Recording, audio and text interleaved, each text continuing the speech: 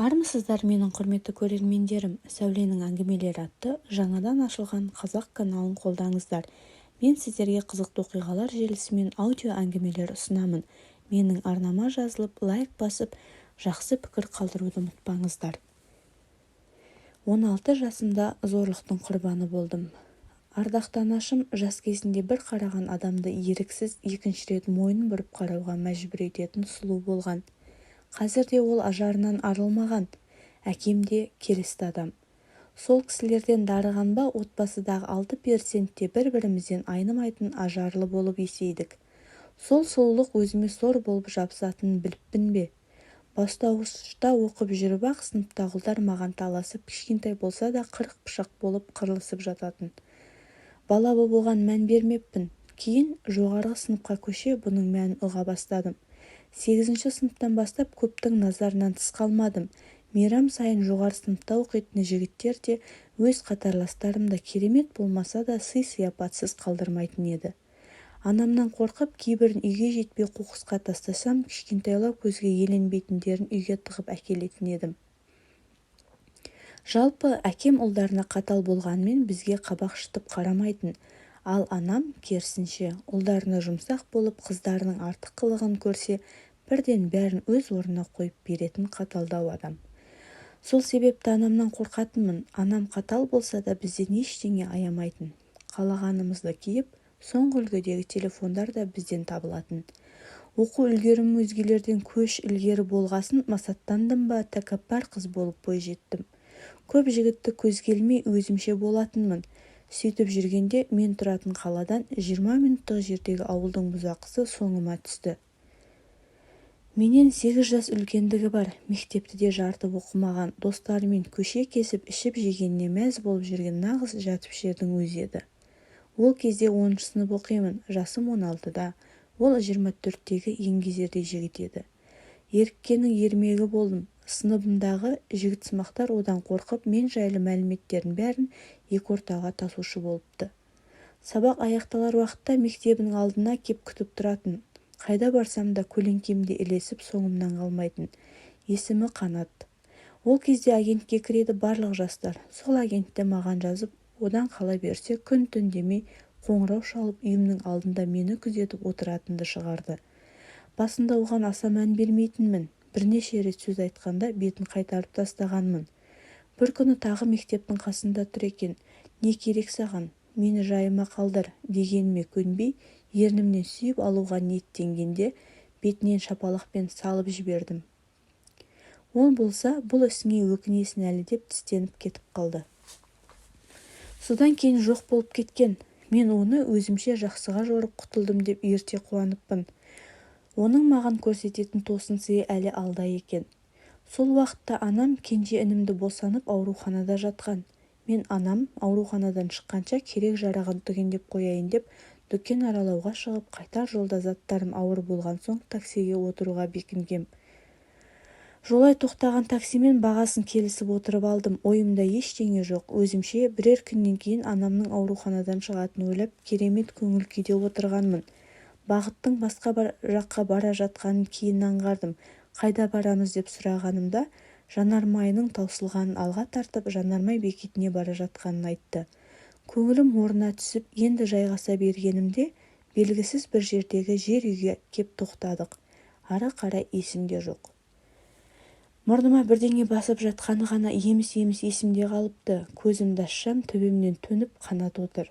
Көзі қанталап, көрсетейін мен саған ұрған қалай боларын, көреміз осыдан кейін кімге керек екенсің, деп ойына келгенін істеді. Сол кезде жан дүнием төңкеріліп, қалай өзегім өртенгенін жеткізе алмаспын сірә. Денемнің ауырсынғаны, жанымның ауырғанының жанында түк те емес еді. Ол ма, менің естен танып жатқан сәтімді пайдаланып, ұялы телефонға видеоға түсіріп алыпты. Алла жазасын бергір. Содан бастап сағым суға кетіп, өмірім түбегейлі өзгерді. Өзімнен гөрі ата-анамның артқан үмітін ақтай алмағанымды ойлап, өзімді іштей жеп біттім. Ойлағанда күйініп кететінмін. Солай жүріп 11-ші сыныпқа да көштім. Ұмытудың орнына Қанат жолыма кес-кестеп тұрып алып, ауыр сөздер айтып, жарамның бетін тырнап, жанды жеріме тағы да соққы жасайтын. Қанша кет деп өмірімнен қусам да кетпейтін, кімге айтып пана сұрарымды білмей дал болатынмын. Телефоныма тыныштық жоқ, қанша рет нөмер ауыстырсам да тауып алатын. Тіпті ол ұятсыз анамның нөмерін де тауып алған екен. Сен мендік болмасаң, ата-анаңа барып айтамын қыздарыңның қандай екенін, видеоңды бәріне таратамын, сенің қандай екеніңді бәрі білсін деп одан әрі қинайтын. Менімен тағы да төсектес бол, видеоңды сонда өшіремін, менің әйелім болмасаң көрсетем саған деп қоқан-лоққы көрсететін. Ата-анама айтуға қауқарсызбын, біреудің менің қарабет екенімді білгенше өле салғаным артық деп ойлаушы едім. Бір жағынан сабағым бар, қалайда өз күшіммен оқуға түсуім керек болды. Сол жылы психологиялық тұрғыдан қатты шаршадым. Бір күні наурыз айында бір тойға бардым. Тойда бір жігітпен таныстым. Құдаларымның құдасы болып шықты. Кейін агентте бір-екі рет сөйлесіп, мен оған ұбт-ға дайындауым керек екенін айтып, уақытша байланысымды үзгем. Жанымда құрбым деп жүргенім сатқының өзі болып шықты. Ол туралы бәрін қанатқа жайып салыпты. Жалпы ол емес, мен жайында бәрін хабардар етіп отыратын источнигі мен жан құрбыма балап жүрген сыныптасым екенін де кейін білдім. Не керек, Қанат дегенін істеді. Ол жігітке мен жайлы тіпті қосып неше түрлі әңгіме айтқан. Менен екіқабат болып баласын алдырып тастаған деп видеоны көрсетіпті. Жігіт деп жүрген құда балам сол қанішердің сөзіне еріп кетті. Екеуіне де кімнің кім екенін уақыт көрсетер деп тістеніп кеттім. Қолдан келер қайран жоқ, өміріме өкпелеп ұбт-ға кірдім. Егер ойымдағы балымды алып алтын белгімді қорғай алмасам, мені тек бір ғана жол күтіп тұрды. Ол өлім. Асылып өлемін деп шешкем, бірақ ойымдағы балымды алдым, қорғадым. Сөйтіп Алматыға өз арманымдағы университетке студент атандым. Журналист болғым келетін еді, сол оқуыма түстім. Сыныптастарымнан да, ескі таныстарымнан да, бұрынғы достарымнан да қол үзіп хабарсыз кеттім. Алматыда жүргенімде екеуі де жайыма қалдырмады. Әлеуметтік желілерден тауып алып қайта-қайта мазалаумен келді. Жігіт атаулыдан қатты көңілім қалғанмен, Алматыда да біраз жігіттің көз жасына қалдым. Өзімнің ата-анам мен артымнан ерген бауырларымнан басқасын бәріне тым қатыгез тас жүрек болып кеттім. Бір жыл өтіп өз қалама барғанымда әлгі құда баламды көрдім. Тізерлеп кешірім сұрап, онымен бірге болуымды, тұрмысқа шығуымды өтінді. Көзіме ілместен бір жыл бұрынғы өзімнің сөзімді қайта есіне салып теріс айналып кеттім. Мені өткен өмірдегі жайттар одан әрі қамшылай түсті. Ішімнен кім екенімді көрсетемін бәріңе деп өзімді қайрай түстім. Мен биік белестерді бағындыра отырып, биікке шыға отырып, бәріне өзімді дәлелдегім келді.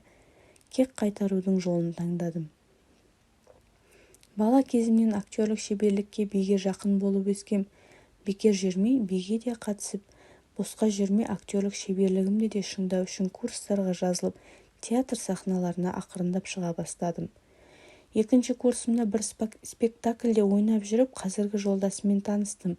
Ол да өнерге жақын жан болып шықты. Басында көнбегеніммен бара-бара қалай ғашық болғанымды түсінбей қалдым. Сол уақыт аралығында Қанат оны да әлеуметтік желіден тауып мазасын алып үлгерген екен. Мен оған бұрында болған жайтты баяндап, енді онымен сөйлеспеуін өтіндім. Бірақ ең өкініштісі өзегімді өртеп, жанымды жегідей жеген жүрегімнің түбіндегі жан түршігерлік оқиғамды айта алмадым. Қанша айтуға оқталғаныммен, тырысқаныммен айтуға шамам жетпеді. Адалсың ба деген сұрағына иә деп жауап бердім. Болар іс болып бояуы сіңгеннен кейін шындықты айтуға батылым жетпеді. Жігітім 3-ші курс бітірген соң 20 жасымда құда түсіп ұзатып алып кетті.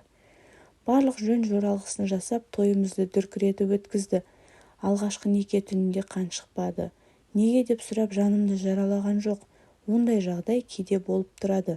Медициналық тұрғыда дәлелденген деп маңдайымнан иіскеп, өзінің саусағын тіліп, ақ жаймаға менің пәк екенімді білдіретін белгі қойды. Қазір мен өте бақыттымын. Жан жолдасыма рахмет. Оқуымды аяқтатты, жақсы жұмыс орнына тұрғызды. Бәріне атам екеуі жүгіріп қол ұшын созды. Жолдасым қатты қызғанатын еді, бірақ ол үшін ешқашан ұрыс шығарған емес. Керісінше әрдайым мені сабырға шақырып отырды. Үйінің үлкені, 2 інісі бар. Ата-енем де мені тұңғыш қызым деп еркелетеді, сыйлайды. Күйеуім екеуміздің 2 жасар ұлымыз бар. Екіншіме аяғым ауыр, декреттік демалыстамын. Осылай бақытты күндерім жалғасуда. Тағдырдың қиын сынағына төзе біліп, үлкен сый күтіп тұрғанын білдім.